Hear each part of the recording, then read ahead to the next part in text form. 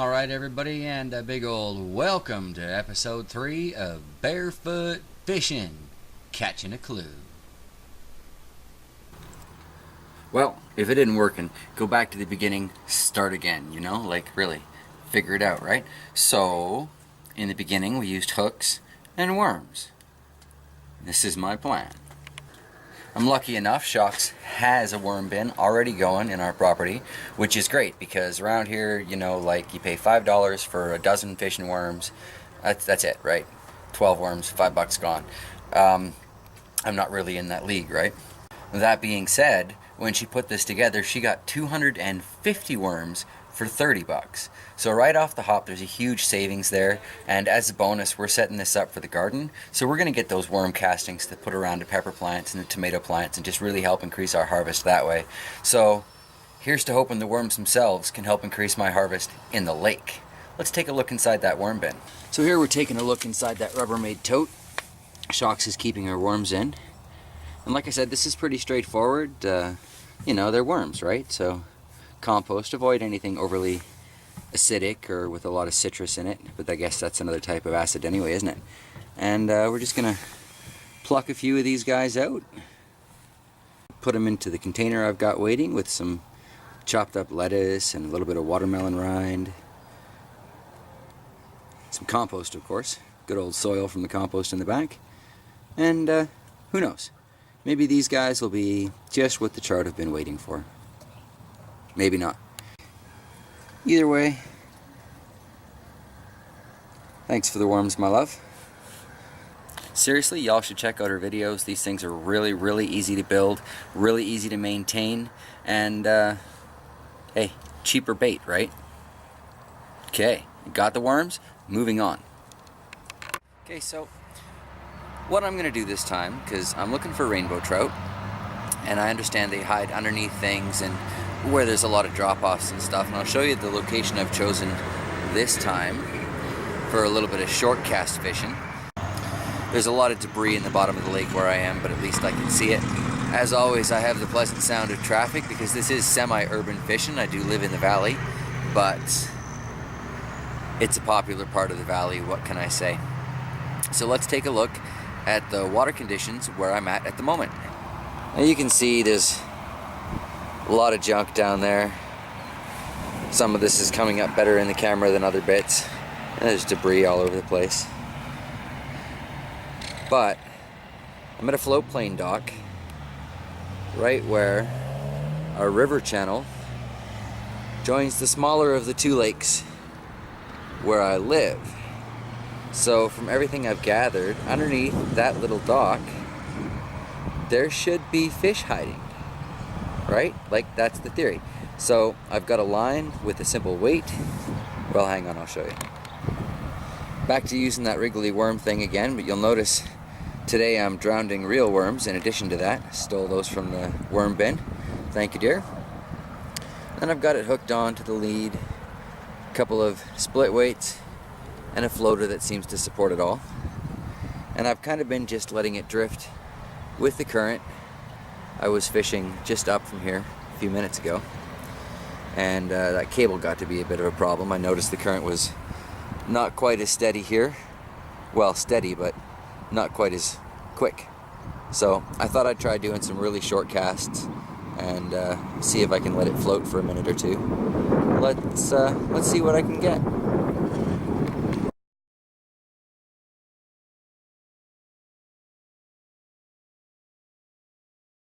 Well, it's become painfully apparent that I'm going to need to do something to add to that lure selection that I have, and it's been suggested to me that I look into spinners and spoons. So right now what I'm going to do is I'm going to try and convert this old kitchen spoon into both of those things, just like I've seen so many people do, and let's see how I do. Alright, well, I hope that camera's going to be stable enough there. Grab myself a drill bit.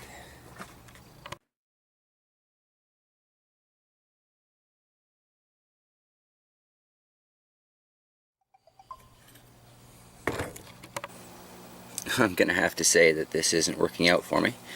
Here, I'll blow that off for you. You can see my drill bit made very little of a dent in the spoon, but The spoon made quite the dent in my drill bit. Took a good 1/4 inch off the end of that thing. So I don't think I'm going to get to use this as a plan. My tools are simply not up to the job. Well, being of the never give up, never surrender school, I have no intention of giving up that easily. So I think I'm going to try maybe an old pop can, and I'll use that spoon to form the shape. Let's see how that works. Okay, well, I started cutting up this soda can that I had taken around from a previous project. I was making a solar heater here, and look at that. The metal is so thin it ripped on me. Literally ripped in my hands while I was trying to cut it. So I'm going to look around the property, see if I can find something maybe a little sturdier. And no, frankly, cutting these things is dangerous anyway. So you'll notice I have gloves on. Not the best gloves, but better than none. So I think the soda can thing is out. I'm not going to do that. It doesn't really have enough weight to it anyway. It'd be a major pain to cast, or I'd have to figure out something with you know, stringing weights in there or whatever. I'm looking to make something I can tie onto the end of the line, throw out there, annoy some fish, and get an anger frustration type strike. Got some old stovepipe material. Let's see if I can flatten that out.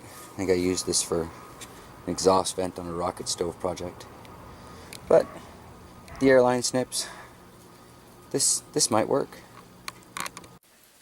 Alrighty, well, since trying to make my own lures absolutely blew up in my face, broken bits and dulled down bits and stuff, and I can't afford to pay, you know, proper retail price for things, I figured I'd do the next best thing. We've got a few different pawn shops in town, so I went to the one that I consider to be trustworthy, reliable individual, and let me show you what I got for just a couple of dollars.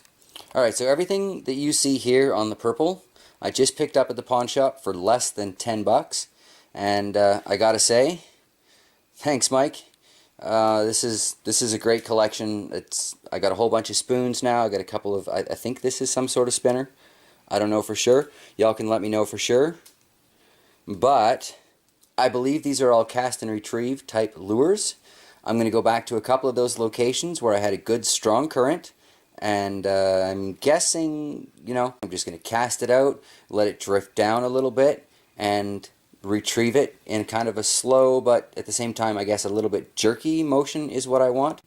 Hopefully next time out when I hit the water I'll be able to land a fish and we can all share in that excitement of first catch in 20 years. So now that I've got these new toys, like every other kid with a new toy, I've got to give it a try.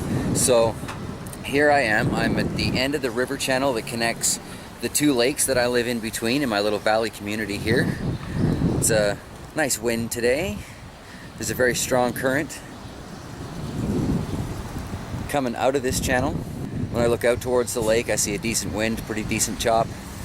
So it's working towards, coming towards me in both directions here.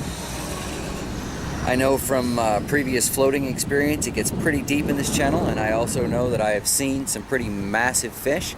So I am stubbornly trying yet again down here today with those brand new spoon lures. I'm using the red and white one because these waters are pretty clear, and from what I've gathered so far, when you got clear water you want to use a red and white lure.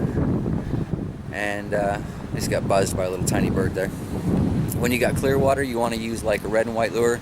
It's really easy for the fish to see and they're going to want to strike it. So here we go.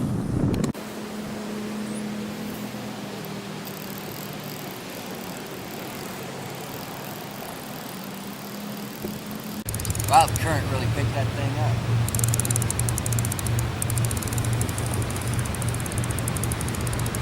I'm going to try casting it up closer towards the bridge.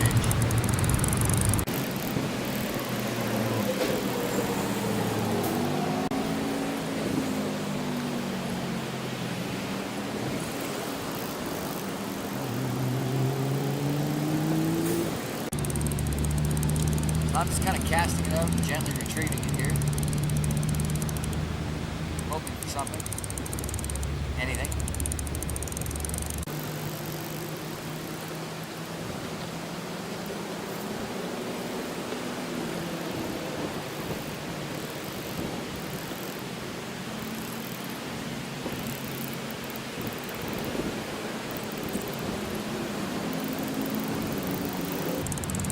I don't know, that current just seems to be making it rise right to the top.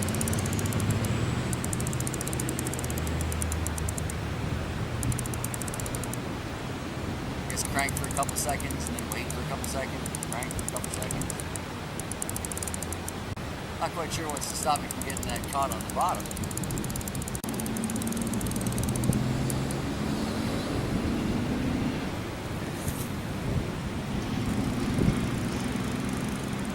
Sure is easy to get a nice distance out of the cast though.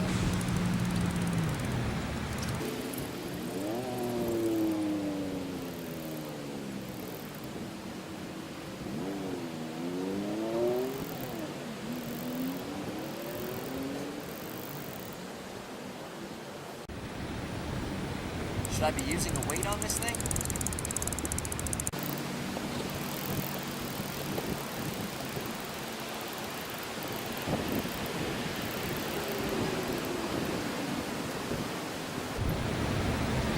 Put that little grub thing on there, don't know why. Seemed like a good idea at the time. A couple more casts and then I think I might just try a calmer section of waters.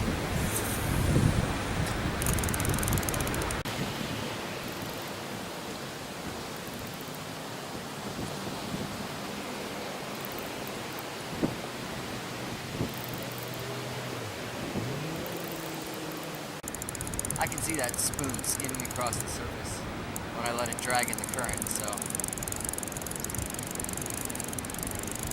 I guess I still need more work on how to use those.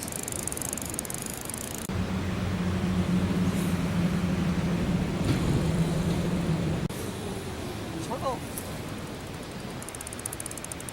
I gotta say, they're cute.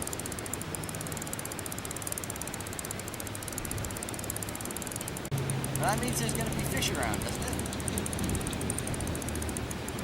The day when I was here, I saw a whole bunch of ducks. Today there's a turtle looking at me like, what you doing? Should I be using one of those clamp-on weights? Or I don't know what to call it. It looks like a Pac-Man, really. Should I be using a heavier spoon?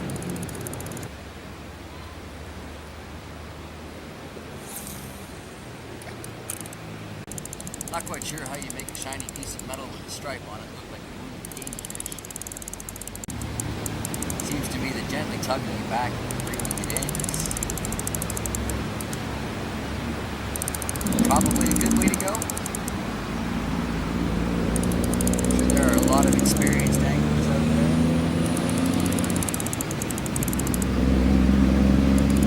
Just love to get me a piece of their mind on that one. Feel free to hit me up in the comments. Just be polite, please. Love more information on this, though. Because actually catching a fish would be really nice for a change. I don't know if that was a nibble or the current.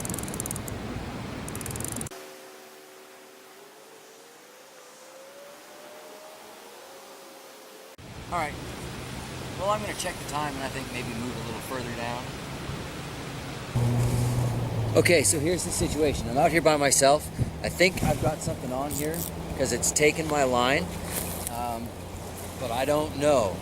So figured I'd try and get the camera on, and hopefully this rain won't damage that too bad. With any luck, I might actually have a fish for you guys. Well, for me too.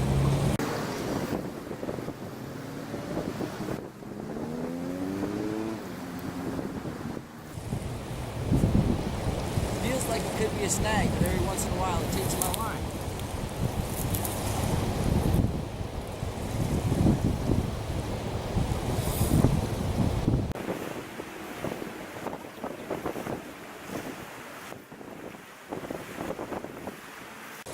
I'm having a real hard time seeing my line in the water here.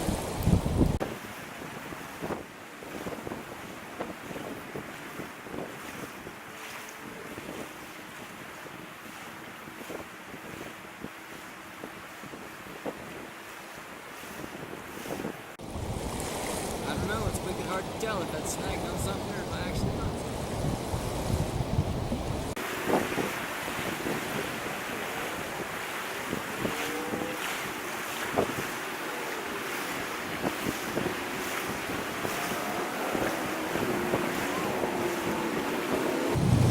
guess I got no choice but to go out there and check it.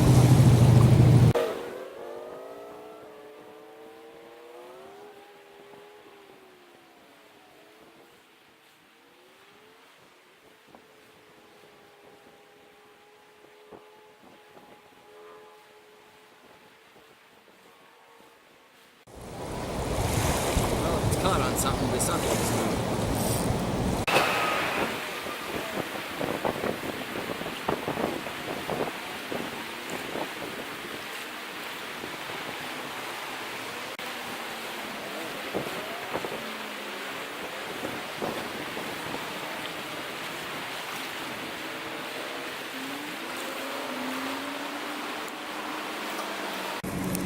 Well, that was a whole lot of cold, wet feet for nothing.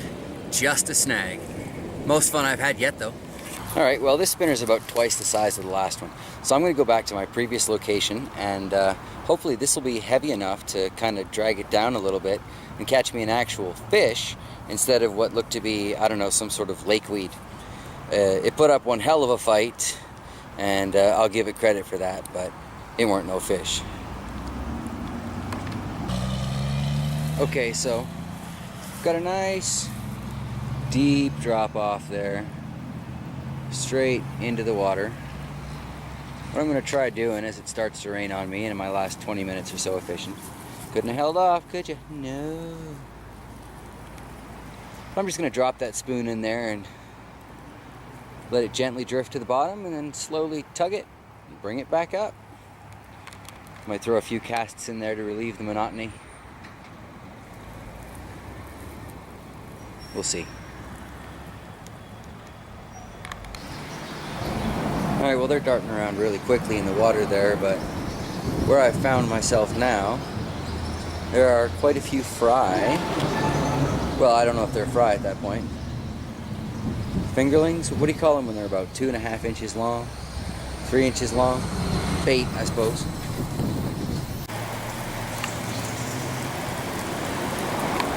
Well, they may not be big, but at least I know there are fish of some size in these waters.